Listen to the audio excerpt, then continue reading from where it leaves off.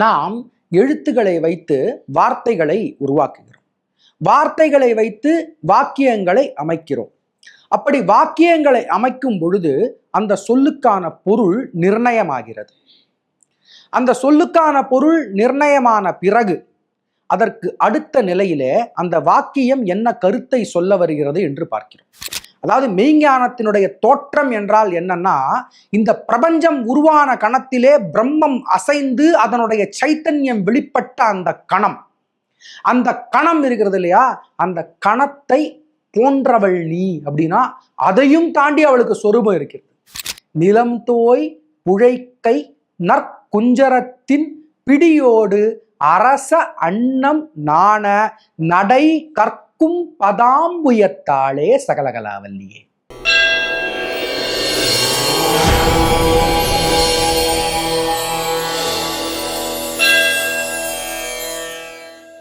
ஆச்சாரிய சரணத்வந்த ஸ்மிருதேர் வாசகரூபிணம் அகம் கிருத்வா குருதே வியாக்கியாம் நாகமத்ர பிரபுரியதா. அனைவருக்கும் வணக்கம். நம்முடைய தெய்வத்தமிழ் டிவியில தொடர்ந்து நாம் சகலகலாவல்லி மாலை 8 பாடல்கள் பார்த்து விட்டோம். இந்த அருமையான மகோத்சவத்தில் இப்பொழுது 9வது பாடலை பார்க்க போகிறோம். சொற்கும் பொருட்கும் உயிராம் மெய் ஞானத்தின் தோற்றம் அன்ன நிற்கின்ற நின்னை நினைப்பவர் யார்?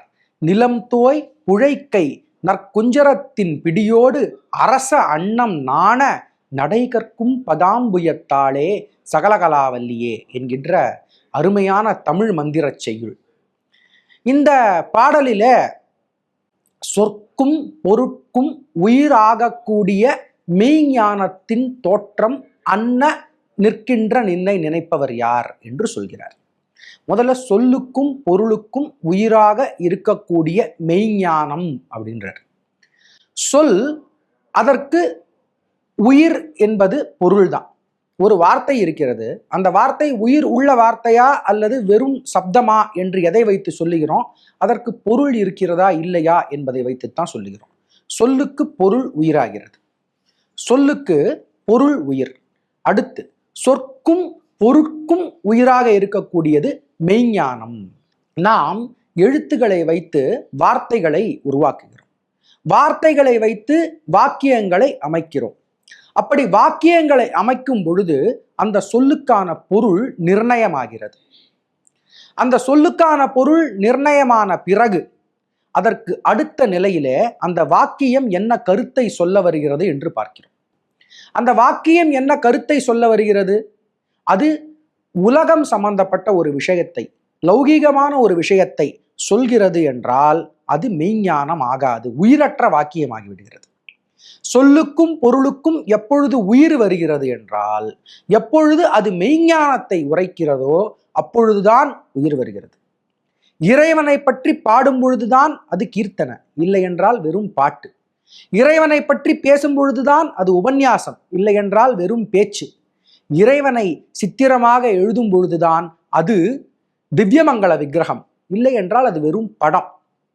இப்படி மெய்ஞானம் தொடர்பு படாத எல்லா விஷயங்களுமே உயிர் இல்லாத விஷயங்கள் தான். எப்படி உயிர் ஓட்டம் என்பது நம்முடைய உடம்பிலே தெய்வ சம்பந்தத்தால் தான் இருக்கிறது.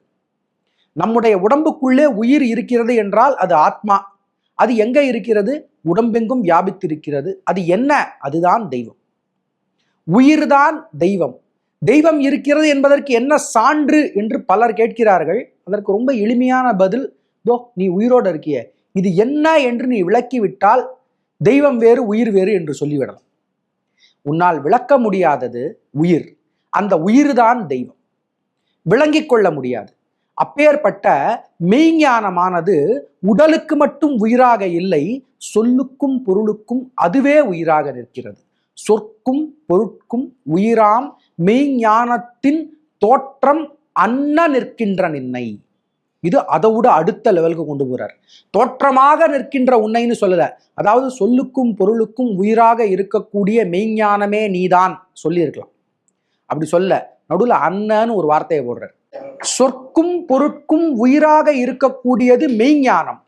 மெய்ஞானம் இல்லாத வார்த்தைகளும் அதனுடைய பொருளும் அர்த்தமற்றவை, உயிரற்றவை. ஆனா அதையும் தாண்டி சொல்கிறார் மெய்ஞானத்தின் தோற்றம் அன்ன. அந்த மெய்ஞானத்தின் தோற்றத்தை போல நிற்பவள். அதாவது மெய்ஞானத்தினுடைய தோற்றம் என்றால் என்னன்னா, இந்த பிரபஞ்சம் உருவான கணத்திலே பிரம்மம் அசைந்து அதனுடைய சைத்தன்யம் வெளிப்பட்ட அந்த கணம், அந்த கணம் இருக்கிறது இல்லையா, அந்த கணத்தை போன்றவள் நீ அப்படின்னா அதையும் தாண்டி அவளுக்கு சொரூபம் இருக்கிறது. புரிந்து கொள்ள முடியாத கணம் எது என்று கேட்டால் இயற்கை விதிகள், பௌதிக விதிகளுக்கு அப்பாற்பட்ட கணம் எது என்று விஞ்ஞானிகளிடத்தில் கேட்டால் அவர்கள் என்ன சொல்லுகிறார்கள்? எந்த கணத்தில இந்த பிக் பேங் தியரி என்று சொல்லக்கூடிய அந்த பெருவெடிப்பு நிகழ்ந்ததோ அந்த கணத்திலிருந்து நமக்கு பௌதிக விதிகள் இருக்கின்றன. அந்த கணத்திற்கு முன்பாக என்ன இருந்தது என்று நமக்கு தெரியாது என்று சொல்கிறார்கள். அப்போ சொற்கும் பொருட்கும் உயிராக இருக்கக்கூடிய மெய்ஞானம், அது தோன்றிய அந்த கணம், அந்த கணத்திற்கும் முன்பாக இருப்பவள், தோற்றம் அன்ன நிற்கின்ற நின்னை நினைப்பவர் யார்? யாராலும் நினைத்து பார்க்க முடியாது. சொரூபம் துவதீயம் ந விந்தந்தி தேவா என்று காளியை பற்றி சொல்லுவார் ஆதிசங்கர் பகவத்பாதர் காளிகாஷ்டகத்துல. உன்னுடைய சொரூபத்தை ஒருவராலும் நினைத்து பார்க்க முடியாது, அனிர்வச்சனீயம், சிந்தித்து பார்க்க முடியாது, சொல்ல முடியாது. அப்பேற்பட்ட அந்த நிலையிலே இருப்பவள் உன்னை யார் நினைத்து பார்க்க முடியும்? உன்னை யார் கற்பனை செய்து பார்க்க முடியும்? சொற்கும் பொருட்கும் உயிராம் மெய் ஞானத்தின் தோற்றம் அன்ன நிற்கின்ற நின்னை நினைப்பவர் யார்? நிலம் தோய் புழைக்கை. சரி, இவ்வளோ பெரிய தத்துவத்தை சொல்லிட்டார மேல, எப்பா என்னடா அது அப்படின்னு நம்ம மலைத்து போய் அப்படியே நிற்கும் பொழுது அந்த இடத்துல ஒரு அழகான ஒரு கவிதை ஓமை ஒன்றுத்த கொண்டு வராரு பாருங்க. அவ எப்படி நடப்பா தெரியுமா அப்படின்னு. நிலம் தோய் புழைக்கை நற்குஞ்சரத்தின் பிடியோடு அரச அன்னம் நாண நடை கற்கும் பதாம்புயத்தாளே சகலகலாவல்லியே. நிலம் தோய் புழைக்கை நற்குஞ்சரம், நல்ல குஞ்சரம், ஆண் யானை, நீண்ட துதிக்கையை உடைய ஆண் யானை. நம்முடைய புராணங்களிலெல்லாம் ஆண்களை பற்றி சொல்லும் பொழுது யானையின் துதிக்கை போன்ற கையை உடையவன், நீண்ட கைகளை உடையவன் என்று சொரூப லட்சணம். அதுதான் ஆண்மையினுடைய லட்சணம். கைகள் குட்டையாக இருக்கக்கூடாது, தொடைக்கு கீழே நல்ல நீண்ட கைகளை உடையவன் ராமன் என்று ராமாயணத்தில் விவரிக்கப்பட்டிருக்கிறது. பரிபூர்ண லட்சணம் அது. அப்படி நிலத்திலே படக்கூடிய கைகளை நிலம் தோய் புழைக்கை நற்குஞ்சரம், அந்த குஞ்சரத்தினுடைய பிடி. குஞ்சரம், யானை நடப்பது அழகு, பெண் யானை நடப்பதும் அழகு. குஞ்சரத்தின் பிடியோடு அரச அன்னம் நாண, அதோடு கூட வேறு எது தெரியுமா? அரச அன்னம், ராஜஹம்சம் இருக்கே, ஹம்சங்களிலெல்லாம் சிறந்த ஹம்சம் அன்னப்பறவையினுடைய நடை அழகு. அந்த அன்னப்பறவையிலெல்லாம் சிறந்த அன்னப்பறவை எதுவோ அதனுடைய நடையை எடுத்துக்கோ. நல்ல நீண்ட துதிக்கை உடைய யானையினுடைய நடை அழகை எடுத்துக்கோ, கூடவே ஹம்சப்பறவையினுடைய நட அழகையும் எடுத்துக்கோ. இந்த ரெண்டுத்தையும், இவை இரண்டும் ஒன்றை பார்த்து வெட்கப்படுகின்றன. எதை பார்த்து வெட்கப்படுகின்றன? அரச அன்னம் நாண நடை கற்கும் பதாம்புயத்தாளே. அப்பேற்பட்ட அரச அன்னமும் குஞ்சரமும் நாணுமாறு நடக்கும் பதாம்புயத்தாளே கிடையாது. குமரகுருபரர் வார்த்தைக்கு வார்த்தை பொடி வைக்கிறார். நடை கற்கும் பதாம்புயத்தாளே. நீ இன்னும் நடக்கிறது கத்துன்னு தான் இருக்க, நீ இன்னும் முழுசா நடந்து முடிச்சிடல. அப்படி நீ நடையை கற்றுக்கொண்டு இருப்பதை பார்க்கும் பொழுதே இந்த உலகத்திலேயே அழகான கம்பீரமான நடை, கம்பீரமான நடைனா யானை, அழகான நடைனா அன்னப்பறவை, இது இரண்டுமே உன்னை பார்த்து நாணுகின்றன. அப்படி நாணும் விதமாக நடை கற்கும் பதாம்புயத்தாளே சகலகலாவல்லியே என்று மிக அற்புதமான ஒரு பாடலை இந்த இடத்திலே குமரகுருபரர் சொல்லி இருக்கிறார். மேலும் 10வது பாடலை நாம் அடுத்த பகுதியில பார்க்கலாம். நன்றி.